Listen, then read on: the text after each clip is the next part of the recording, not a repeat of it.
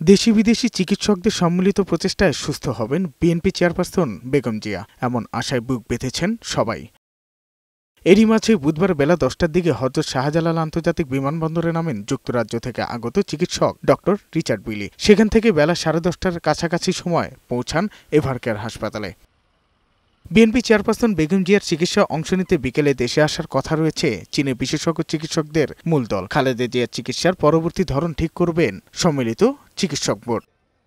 বুধবার সকাল থেকে এভারকেয়ারের সামনে জড়ো হতে থাকেন বিএনপি নেতাকর্মী ও সাধারণ মানুষ। হাসপাতালের সামনে নিরাপত্তা নিশ্চিত করতে বিজিবি, পুলিশ, র্যাব ও আর্মড পুলিশ ব্যাটালিয়নের সদস্যদের দায়িত্ব পালন করতে দেখা যায়। হাসপাতালের ভেতরে পিজিআর এবং এসএসএফ সাবেক 3বার প্রধানমন্ত্রীর নিরাপত্তা নিশ্চিতে দায়িত্ব পালন করছেন।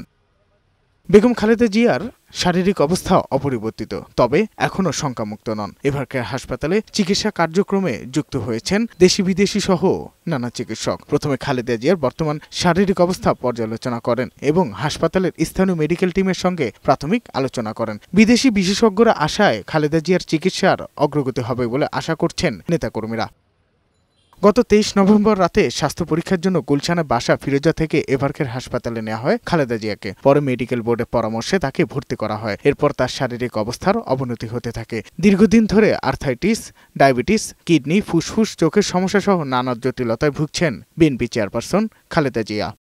সাজ্জাদুর রহমান, বৈশাখী সংবাদ, ঢাকা।